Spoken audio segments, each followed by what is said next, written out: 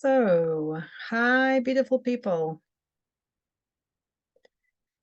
So today I just want to check in and then just bring a very small piece of the puzzle of the healing game, which is building a sense of safety and softness to the body. So when we have chronic pain, it's very easy to get into this clenching and tightening and critical and um, intensity feeling. Um, it's very easy for us to judge ourselves and very easy to, for this to go really on and on and on. And ultimately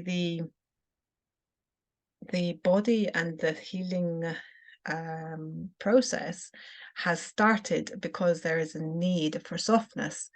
So we get clenched, we get tight, we get fight in the fight, flight, freeze response in our body, which in the chronic fight, flight, freeze response, which is creating a constant tension.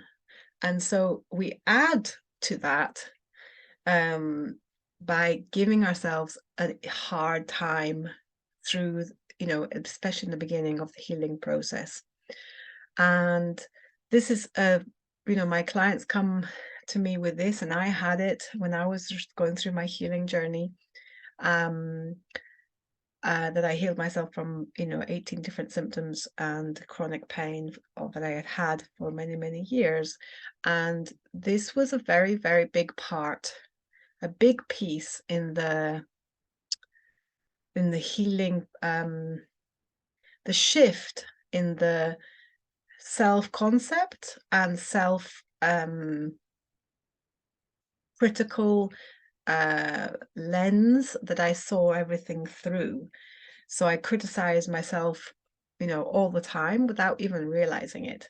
So, I was always into personal growth and self-development and things like this. And so it became very almost like an aggressive, do, try, be better, and not a compassionate, from a loving, compassionate place that you can actually cultivate this one loveness, this feeling of oneness, or this love, right?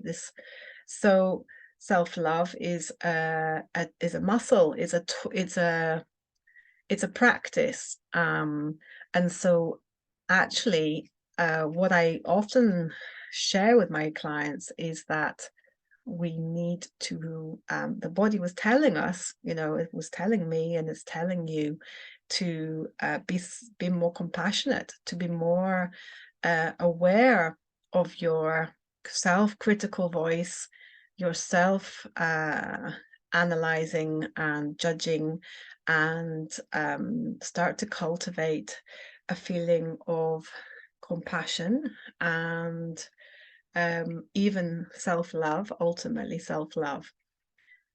So this was a very, very big piece. And like I said, people come to me with this need to heal, but in a very, like, when am I going to be healed? And come on, body, and get it together, and push, and do, and shove. And unfortunately, that's not, it's in fact the reason why most of my clients come, to me with these needs to be met from the body. The body needs to be seen and heard and felt, and it's not been felt, heard, and validated. All the emotions and the being validated. So starting to build practices that create the validation, that you can start to learn to have your emotions, build a sense of softness into the way you look at yourself, the way you treat yourself, the way you talk to yourself. The body is giving us signals for all the, to us all the time, to help us heal, to help us reach wholeness and fulfillment and self-love and love towards others, right? But most of the time we just don't get those signals because we're too busy in the rat race and the, in the running of our lives. So I always tell my patients, my clients, sorry, that they're always, that this wisdom has, the pain has wisdom, that there's wisdom behind the pain, and that the suffering is the, humongous gift, to a catalyst for us to heal physically, mentally, and emotionally. So therefore becoming, more whole, right? Holistic in this approach, because we usually have lost, or gone off on some kind of tangent, and we've lost contact with self, right? And so the self-healing, building a sense of softness into the self-healing process is vital and crucial for our bodies to feel a sense of safety. So I've gone about this in many other videos about the fact that mind-body syndrome, or TMS, as John Sarna likes to call it, and the TMS community, the psychosomatic disorder, perceived danger, pain, all of this is because the body is perceiving danger and threat, and it's in fight, flight, freeze response. And so, in fact, being critical about self, and even more judgmental, and believe me, I know, because I was there, this critical judgment, and is our worst enemy. Basically, being our worst enemy while we're healing is just not going to work. It's just not helping. It's just not it's just not going to benefit in any way. And so until we can build that softness and compassion into the current situation, the moment now, not when we will get better, not when I am better, I will love myself and accept myself unconditionally, not when I'm out of pain, or this, because that's not unconditional love, right? You don't say to your child, when you do this, I'm going to love you. Well, hopefully you don't. So yeah, just reminding yourself to take, so the pain was a constant reminder to me that I need to build a practice and practices of self-love and softness, basically. So less controlling, like holding on and controlling, and then more softness into my body, and softness into my words, and softness into my mannerisms, and softness into my perception, so that I could actually start to soften inside as well, right? So it's a really, really, and just as if you were talking to your best friend, your pet, your animal, your child, with a gentleness, with a softness, with a lovingness, right? That's what you need to start doing to yourself, to start treating yourself in that way, and drop the habit of being critical to yourself. And this might be because you were being criticized as a child. It's normal. Your mother or your father may have been doing it, so it's kind of like a normal behavior in the family. I'm hoping this is going to bring awareness to that, and to kind of give an opportunity to wake up from this, basically, and flip the whole thing around on its head. Pain has come to me as my greatest teacher. It's a choice for me now to, it's here to teach me to love myself and love my situation unconditionally, and bring this sense of, like, release the sense of pressure that chronic pain sufferers feel. So there's this very, very simple, very beautiful practices that you can start today. I have many on my channel, so just go through them. But there's havening, there's tapping, there's breathing techniques, there's coherence, starting to build a sense of coherence by just breathing in a few deep breaths with a long double exhale.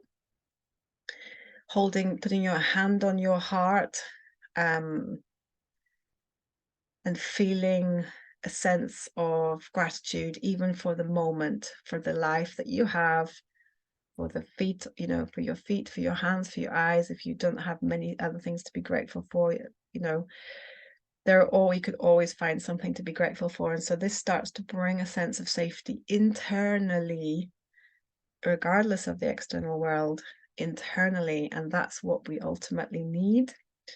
Breathing in, double length exhale is the fastest way to soothe.